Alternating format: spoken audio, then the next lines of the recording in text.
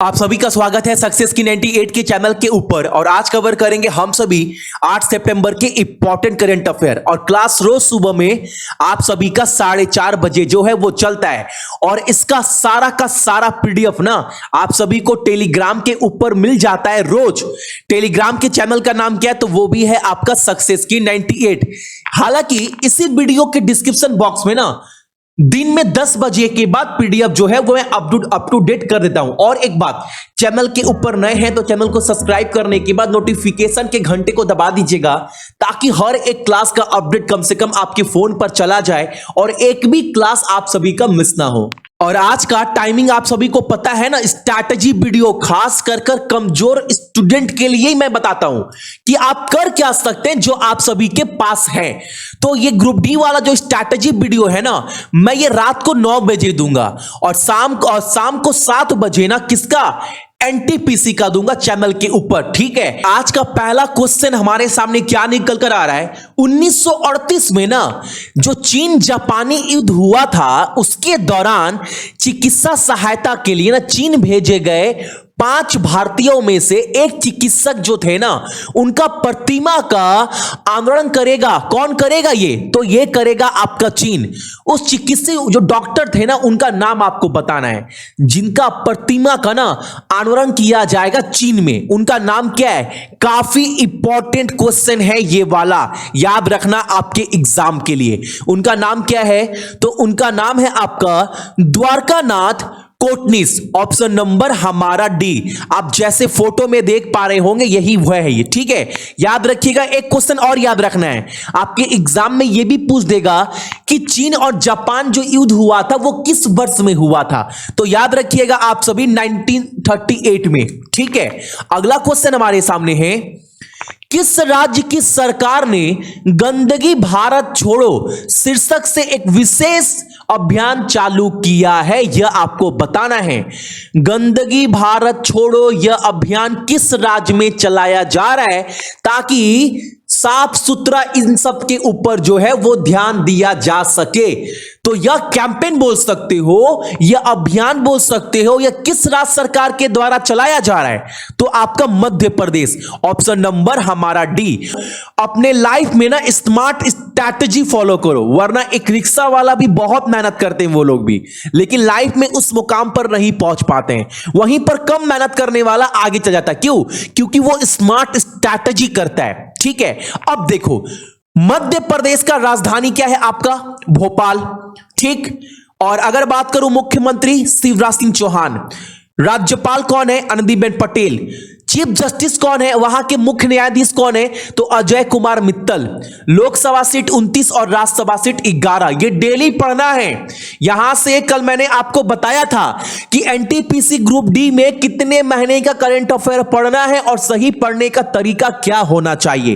तो 3 से 4 नंबर तो बस यहां से बनेगा, जो एक्स्ट्रा पॉइंट डेली करवा रहा हूं। अगला क्वेश्चन हमारे सामने है, पिनाका परियोजनाओं के लिए 330 उच्च गतिशीलता वाहनों की आपूर्ति के लिए किस कंपनी ने रक्षा मंत्रालय से 842 करोड़ रुपए का ऑर्डर प्राप्त किया है? यह आपको बताना है।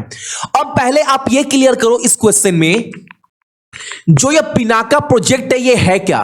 देखो, आपने देखा होगा ना, जिससे रॉकेट जो है वो लॉन्च होता है, जिससे रॉकेट वगैरह जो है वो छोड़ा जाता है, यही है आपका पिनाका प्रोजेक्ट।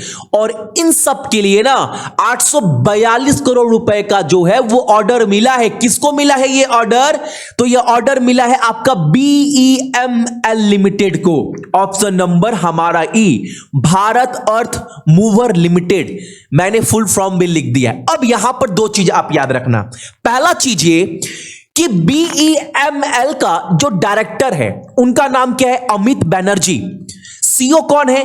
तो DK होटा। ये याद रखना, एक्स्ट्रा पॉइंट 4 से 5 नंबर। और बस आज करवा रहा हूं, दोबारा नहीं कराऊंगा ऐसा नहीं है, मैं बराबर बोलता हूं। ये आपको बस देखना है। 20 दिन के बाद बोलेंगे भैया ये एक्स्ट्रा पॉइंट तो आप रोज करवा रहे हो, यानी ये टॉपिक हमको जो है वो याद होता चला जा रहा है। अगला क्वेश्चन हमारे सामने है, काफी इंपॉर्टेंट क्वेश्चन है ये वाला भी, मोस्ट इंपॉर्टेंट क्वेश्चन है।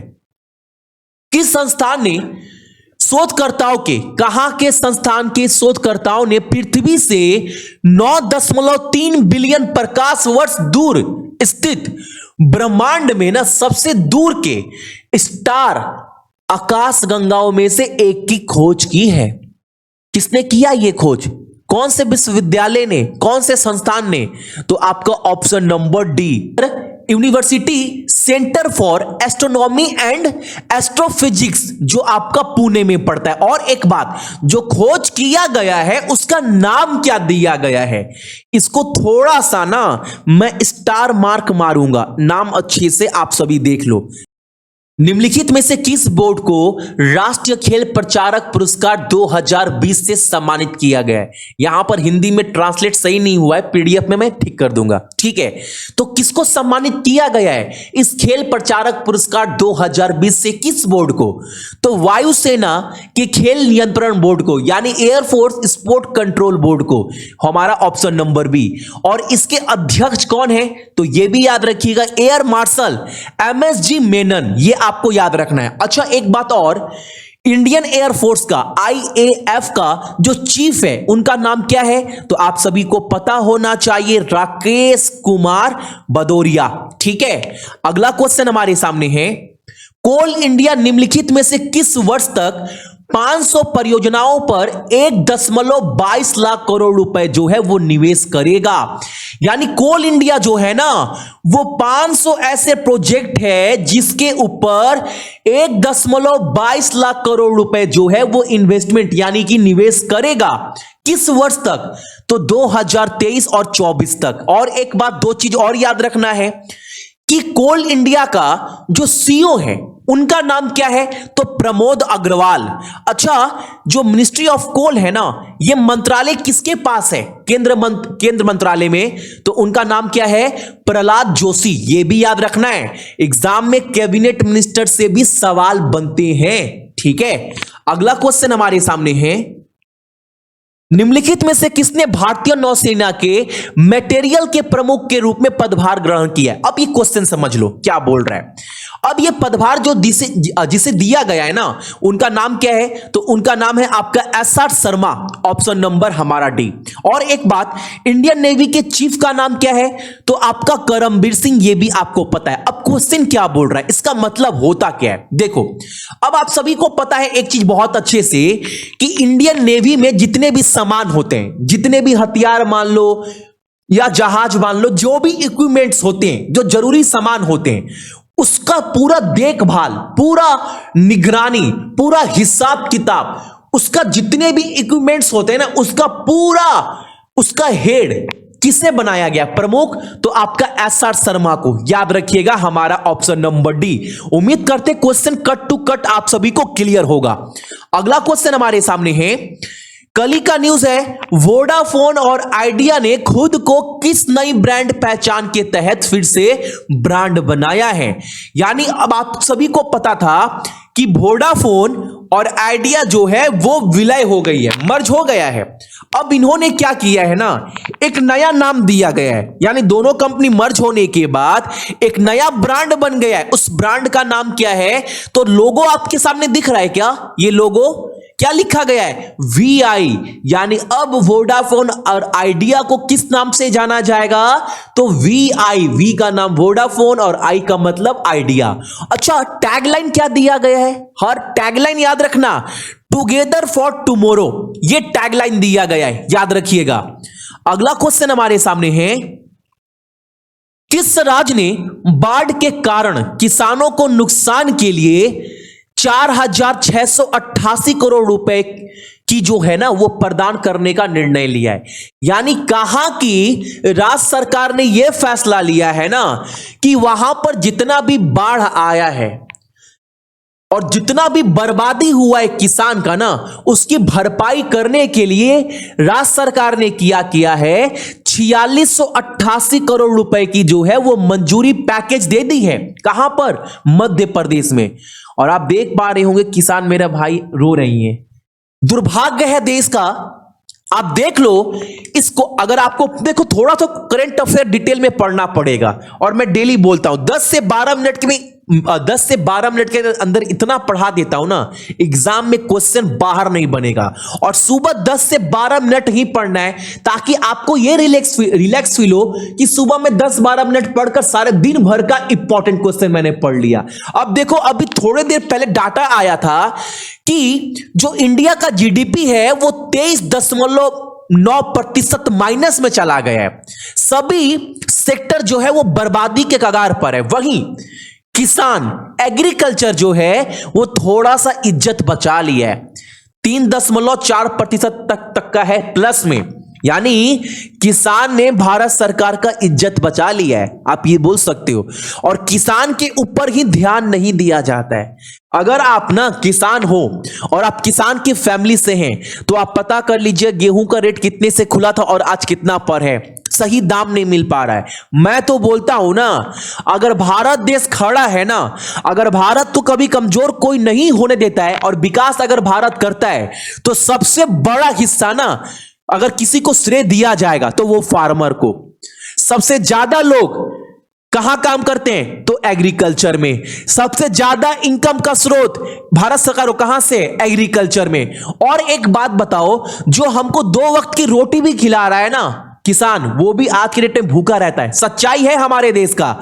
तो कम से कम सरकार से यही निवेदन है, इसके ऊपर काम करना चाहिए राजा। और ये 4688 करोड़ का जो लोन है वो किसने पास किया है? तो मध्य प्रदेश ने। मध्य प्रदेश कैपिटल भोपाल, मुख्यमंत्री शिवराज सिंह चौहान, राज्यपाल Anandiben Patel, chief justice Ajay Kumar Mittal. Lok Sabha seat 29 और राज्यसभा सीट 11। दोबारा करवा रहा हूं।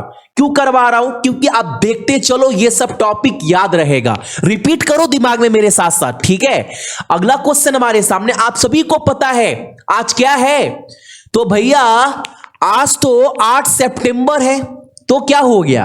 अरे आज 8 सितंबर है, आज आपका लिटरेसी डे है, अंतर्राष्ट्रीय लिटरेसी डे है। आज 8 सितंबर को हम लोग मनाते हैं। ये तो आप डेट तो याद रखिएगा ही रखिएगा, लेकिन एक चीज और याद रखना है। क्या भैया?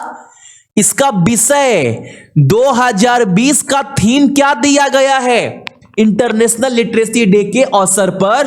तो थीम याद रखना, literacy teaching and learning in the covid crisis and beyond. Hindi में इसका मतलब क्या है? कोविड-19 संकट और उससे परे साक्षरता, शिक्षण और शिक्षा। यह विषय याद रखना जितने भी लोग देख रहे हैं। एक बार दिमाग में रिपीट कर दो।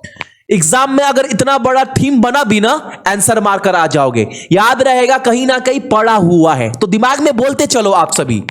अगला क्वेश्चन हमारे सामने है, सांस लेने की समस्या वाले रोगियों के लिए किस एयरलाइंस ने एक portal ventilator spice oxy launch किया है? यानी अगर कोई भी यात्री अगर हवाई जहाज में यात्रा करता है और उसको मान लो अगर सांस लेने की प्रॉब्लम है ना, तो उसको एक वेंटिलेटर जो है वो मुहैया कराया जाएगा। और ये जो सुविधा है ना, वो कौन से कंपनी में दिया जाएगा, किस एयरलाइंस में? तो आपका स्पाइस जेट। फोटो तो मैंने लगा दिया है, तो आप सभी को आंसर तो पता चल ही जा रहा होगा, स्पाइस जेट। अच्छा, स्पाइस जेट के जो सीईओ हैं उनका नाम क्या है? अजय सिंह, याद रखिएगा। अगला क्वेश्चन हमारे सामने है, हाल ही में कुतुब मीनार को किस देश में एकजुटता आंदोलन को चिन्हित करने के लिए ना लाल और सफेद रंग में प्रकाशित किया गया? देख पा रहे कुतुब मीनार आप सभी, नीचे लाल ऊपर में सादा। अब ये एकजुटता आंदोलन को चिन्हित करने के लिए ये किया गया है। कहां पर? पोलैंड में। ऑप्शन नंबर हमारा डी, पोलैंड। और आज का पहला क्वेश्चन यहीं से निकलकर आ रहा है। पोलैंड का ना राष्ट्रपति का नाम क्या है? कमेंट कर कर बताना है। मुद्रा क्या इस्तेमाल करते हैं ये बताना है, प्लस राजधानी क्या है ये भी आपको कमेंट कर कर बताना है। ये आपका आज का पहला क्वेश्चन है और अंतिम क्वेश्चन है आपका 8 सितंबर का। ठीक है, तो ये थे हमारे इंपॉर्टेंट करंट अफेयर आज का। क्लास अच्छा लगा होगा, सभी से निवेदन है एक लाइक कर दीजिएगा। और आज के वीडियो में टारगेट रखते हैं 3000 लाइक का। उम्मीद करते हैं मेरी मेहनत को आप कम से कम 3000 लाइक तो दे ही सकते हैं। सो जितने भी मेरे भाई बहन हैं सभी को बहुत बहुत गुड मॉर्निंग। अपना ख्याल रखना, अपने साथ साथ हमेशा की तरह अपने मम्मी और पापा का भी, और साथ ही साथ अपने देश का भी। जय हिंद।